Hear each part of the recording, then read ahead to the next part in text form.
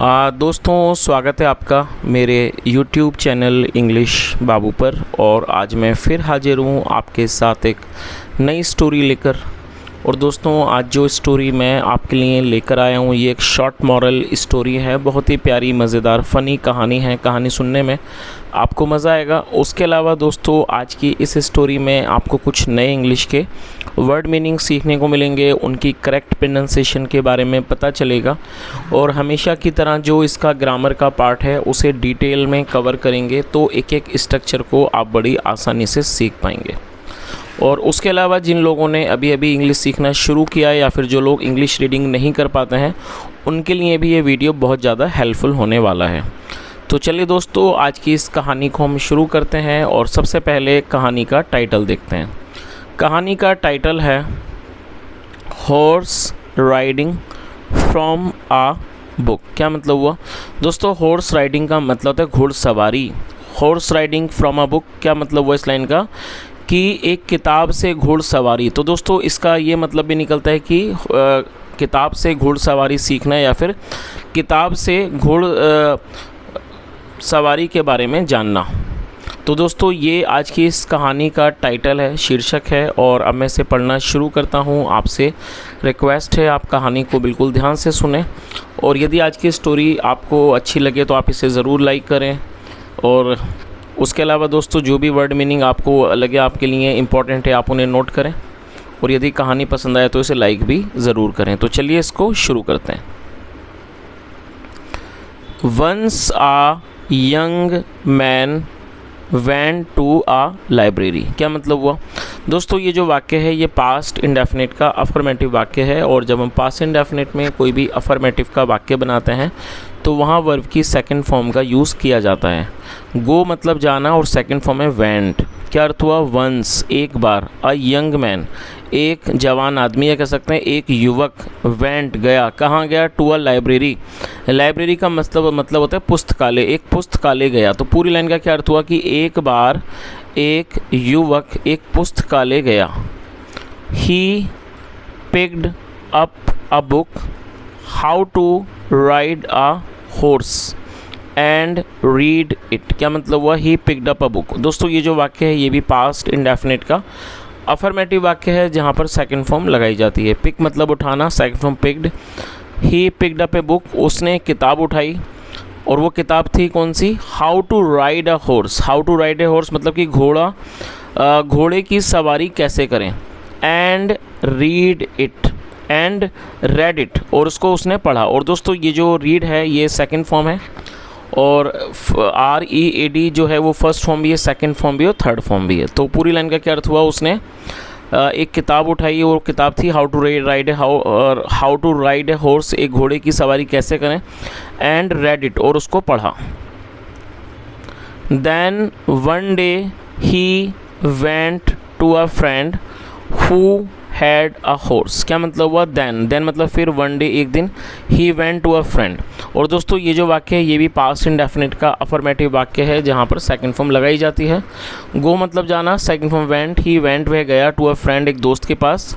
Who had a horse. दोस्तों who एक relative pronoun है और जब हम किसी का रेफरेंस देते हैं तो रेफरेंस देने के लिए हु का यूज़ किया जाता है।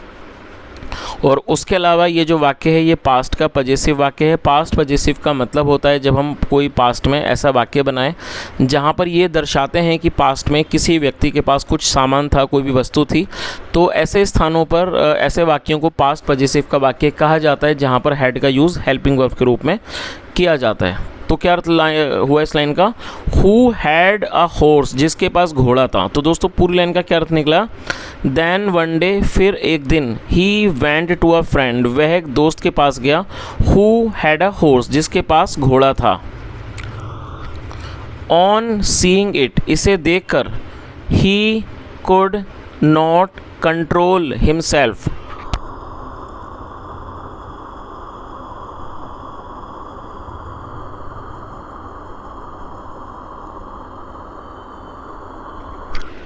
ऑन सीइंग इट, दोस्तों यहाँ देखिए इट का यूज़ किया गया है। और ये जो इट है ये एक प्रोनाउन है। सबसे पहले आप प्रोनाउन का मतलब समझ लीजिए।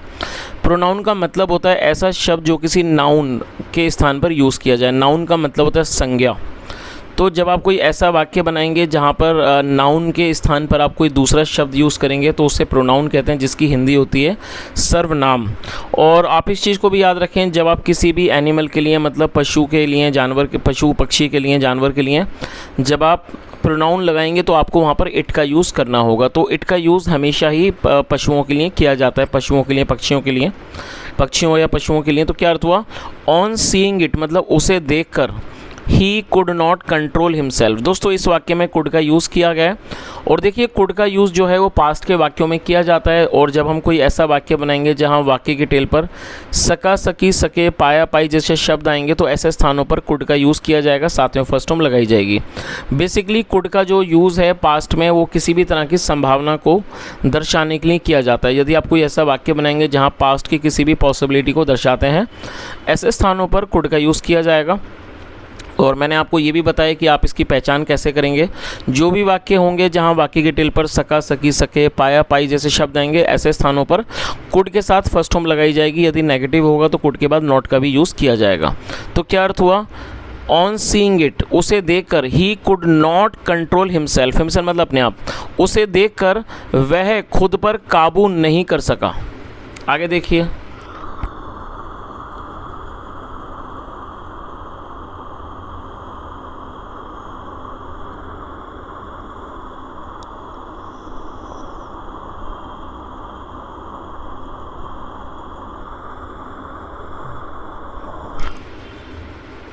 He asked for a ride from his friend. क्या मतलब हुआ, he asked for a ride. दोस्तों ये जो वाक्य है ये भी पास्ट का वाक्य है जहाँ सेकंड फॉर्म लगाई गई है।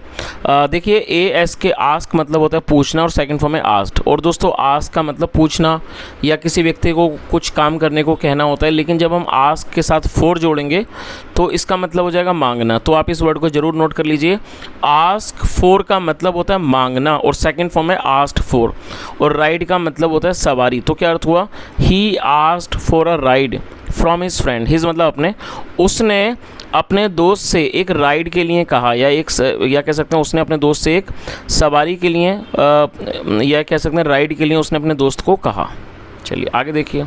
और दोस्तों एक छोटी सी चीज़ मैं बताना चाहूँगा। मेरे एक स्टूडेंट हैं जिनका नाम है विनीत। तो उन्होंने मुझे इस शिक्षक दिवस पर, जो अभी 5 सितंबर पे था, टीचर्स डे, उन्होंने मुझे एक पेन गिफ्ट किया था। और उन्होंने मुझे कहा कि सर आप एक वीडियो आप बनाएं और इस पेन का इस्तेमाल करें और आप मेरा नाम भी लें। तो विनीत, मैंने देखिए मैं आपके ही दिए गए पेन से मैं ये वीडियो बना रहा हूँ। तो यदि आप इस वीडियो को देख रहे हैं तो कमेंट में आप ज़रूर बताएं। चलिए आगे देखिए।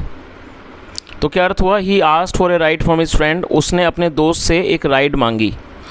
चलिए आगे देखिए। All right go on. All right में ठीक है, गो ऑन ठीक है, करो। Consented his friend. दोस्तों देखिए CONSENT, कंसेंट एक नाउन है, उसके अलावा ये वर्ब भी है। कंसेंट का मतलब होता है किसी व्यक्ति की रजामंदी या कह सकते हैं सहमति। ये नाउन है, उसके अलावा इसको वर्ब के रूप में भी प्रयोग किया जाता है और यहाँ पर इसे वर्ब के रूप में प्रयोग किया गया है।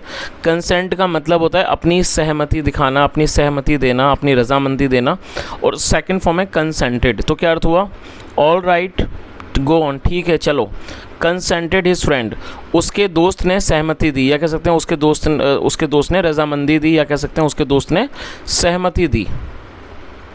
ही attempted to climb the horse. दोस्तों ATTEMPT, अटैम्प्ट का मतलब होता है प्रयास। देखिए अटैम्प्ट हम कब लगाते हैं, इस चीज़ को भी आप समझ लीजिए। वैसे प्रयास करने के लिए ट्राई भी लगाते हैं, लेकिन यहाँ पर अटैम्प्ट क्यों लगा ये जानने की बात है। अटैम्प्ट का इस्तेमाल जब किया जाता है जब हम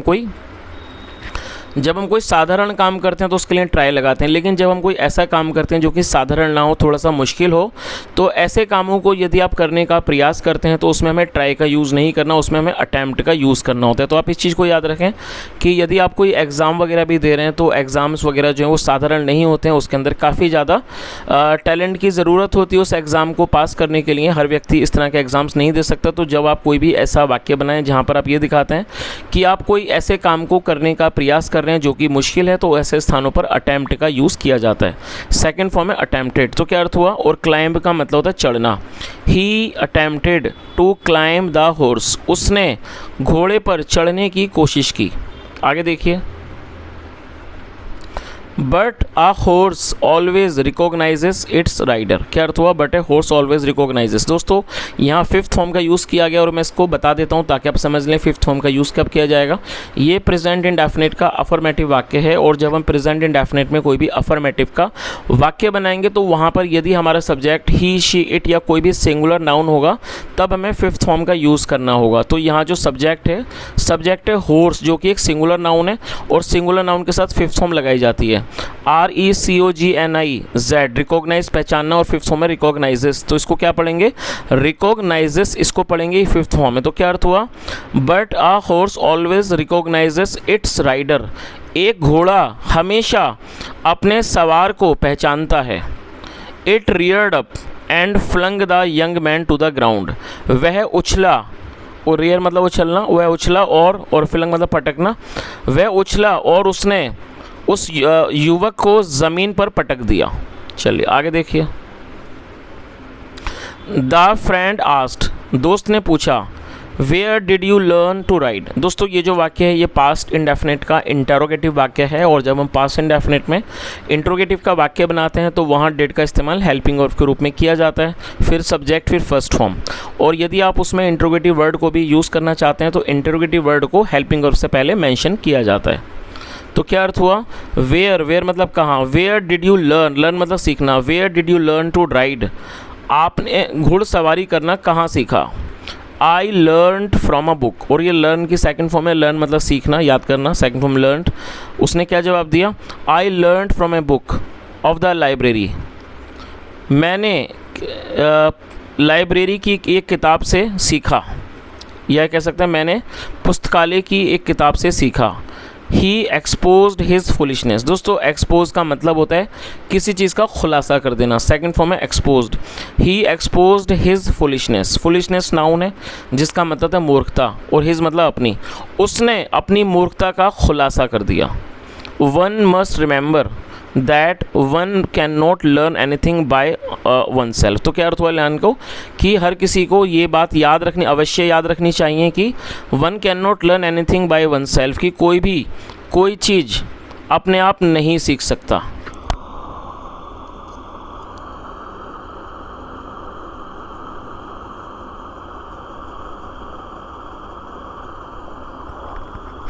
you need a teacher if you want to learn. दोस्तों ये जो वाक्य है ये भी प्रेजेंट इंडेफिनिट का वाक्य है और वॉन्ट मतलब चाहना। और देखिए एक वाक्य के अंदर 3 वर्ब का प्रयोग किया गया। देखिए मैं आपको गिनवाता हूँ। एक वर्ब पहली नीड, दूसरी वर्ब वॉन्ट, तीसरी लर्न। तो जब आप किसी भी वाक्य में मल्टीपल वर्ब का यूज़ करेंगे तो इस चीज़ को भी आपको याद रखना है कि पहली वर्ब के बाद जब आप अगली वर्ब को मेंशन करेंगे उससे पहले आपको टू लगाना है कंजक्शन के रूप में, और टू के बाद फर्स्ट फॉर्म का यूज़ करना है। तो क्या अर्थ हुआ? यू नीड अ टीचर, आपको एक टीचर की ज़रूरत होती है। If you want to learn, यदि आप सीखना चाहते हो। चलिए तो दोस्तों इस तरह से ये छोटी सी कहानी ख़त्म होती है। मैं उम्मीद करता हूँ कहानी से आपने आज कुछ सीखा होगा, और यदि आज की कहानी आपको अच्छी लगी हो, आपने कुछ सीखा हो, तो आपसे रिक्वेस्ट है वीडियो को ज़रूर लाइक करें, शेयर करें, चैनल को भी सब्सक्राइब करें। कोई भी सुझाव हो तो कमेंट के माध्यम से ज़रूर बताएं। यहाँ तक सुनने के लिए thank you so much. Have a nice day and bye.